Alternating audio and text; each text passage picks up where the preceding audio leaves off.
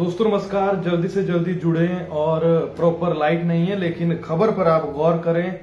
और इसके अलावा कोई चमचमाता स्टूडियो नहीं है लेकिन बड़ी खबर आई तो लगा कि क्यों ना आपसे भी साझा की जाए। वैसे आप तक पहुंच गई होगी खबर, ना पहुंची है तो हम आपको बताते हैं।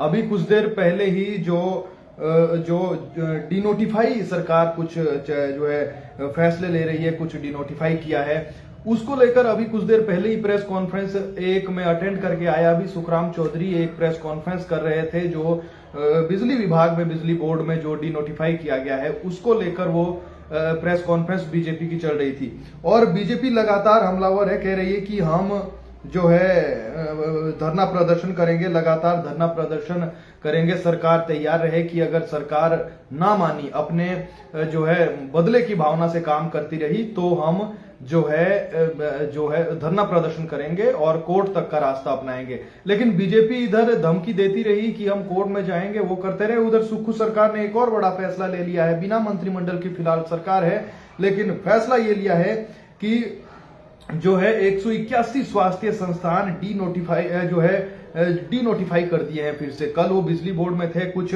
और फैसले थे। सिरमौर में भी उसका असर देखा गया। सिरमौर में भी हर्षवर्धन जो है, माफ कीजिएगा, बलदेव तोमर हो, सुखराम चौधरी ने उस पर कड़ा ऐतराज जताया था। खबर ये आ रही है कि एक और फैसला ये पलटा है। जो है कल जो फैसला पलटा था बीजेपी उसमें हमलावर हुई। सुरेश कश्यप ने बयान दिया जो है, और बीजेपी के कई जीते हुए विधायकों ने दिया, हारे हुए नेताओं ने बयान दिए।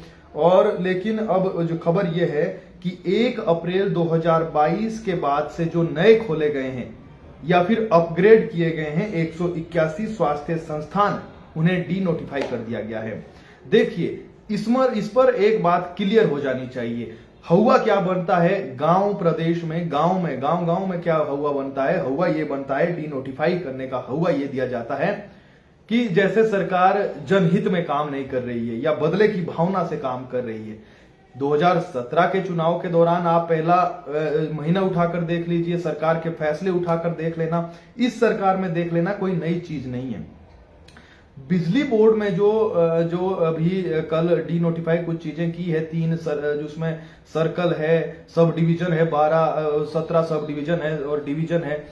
ये जो फैसला लिया गया इसमें जो Himachal Pradesh electricity board employees का जो एक संस्था है, उसने क्या कहा उनके कर्मचारियों ने कि वहां पर कोई कर्मचारी ही नहीं है। जो नए ऑफिस खोलेंगे, कार्यालय खोलेंगे, उसमें कोई कर्मचारी ही नहीं है। सरकार ने वाकई में इसमें कोई दो राय नहीं है कि सरकारें राजनीतिक लाभ के लिए अंतिम साल में काम करती है, लेकिन वो कोई राजनीतिक दल नहीं है कि बीजेपी नहीं किया, कांग्रेस नहीं किया। जब चुनाव आते हैं अंतिम साल में, ऐसा जो है कार्यक्रम करते रहती है ये सरकारें। कोई भी आए, बीजेपी आए, कांग्रेस आए, धड़ल्ले से जो है होता रहता है कि हम वो खोल देंगे। आप देखिएगा चुनाव के समय के सीएम जयराम ठाकुर के कार्यक्रमों को, वो लगातार कहते रहे, वो मंच से पूछते थे कि अच्छा क्या चाहिए आपको? उप स्वास्थ्य केंद्र चाहिए, आपको 100 बिस्तरों का चाहिए, आपको स्कूल चाहिए, आपको कॉलेज चाहिए, दे दिया। तो ये आसान बातें नहीं होती है। तो ये फैसला लिया गया है, कोई ऐसा नहीं है कि जनहित में नहीं लिया गया है या फिर जनता त्रस्त हो जाएगी इन फैसलों से। वाकई में जो है कई जगह पर जो है सिर्फ घोषणाएं होती थी और वहां पर ना कर्मचारी थे ना कोई और चीजें थी, तो ऐसे में लोगों को और दिक्कतें होती थी। खैर पूरी खबर आपको बता देते हैं।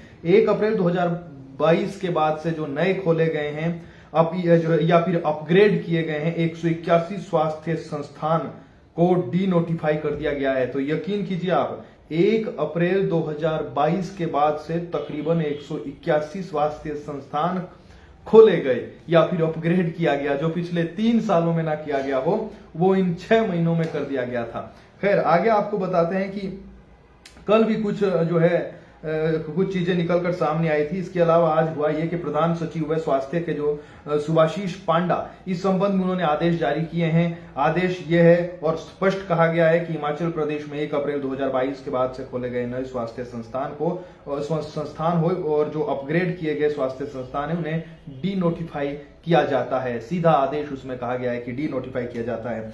कल भी बिजली बोर्ड के 12 विद्युत मंडल, इसका ही मैं जिक्र अभी आप लोगों के सामने करा था, 12 विद्युत मंडल, 17 उपमंडल, 3 ऑपरेशन सर्किल, ये तमाम चीजें जो है डी नोटिफाई की गई थी। सुखू सरकार ने किया था, जो है 32 कार्यालयों को डी नोटिफाई किया था। चीफ इंजीनियरों से इन नए कार्यालयों को खोलने पर जो है कई चीजें कही गई थी। तो खबर यही है कि 181 जो संस्था, जो स्वास्थ्य संस्थान है, उनको डी नोटिफाई कर दिया गया है। जो अपग्रेड किए गए थे या फिर नए खोले गए थे, 181 खोले गए थे, बहुत बड़ा आंकड़ा होता है। और जो है इसके अलावा खैर शुरुआत की है कल से, जो है रोजाना इस वक्त आपको थोड़ा लाइट की हमारी प्रबंध ठीक नहीं है, तो पता नहीं साफ आ रहा होगा। वैसे हमारा मकसद तो हमेशा से ये रहा है कि कोई ज्यादा तामझाम ना हो, कोई लाइट ना हो, कोई ग्राफिक्स ना हो, कोई ज्यादा चीजें ना हो, साधारण तरीके से हम खबरें दिखा पाए। ये तो आप लोगों की वजह से थोड़ा ये किया है, नहीं तो हम जो है पहाड़ पर बैठकर खबरें बताने वाले लोगों में से है।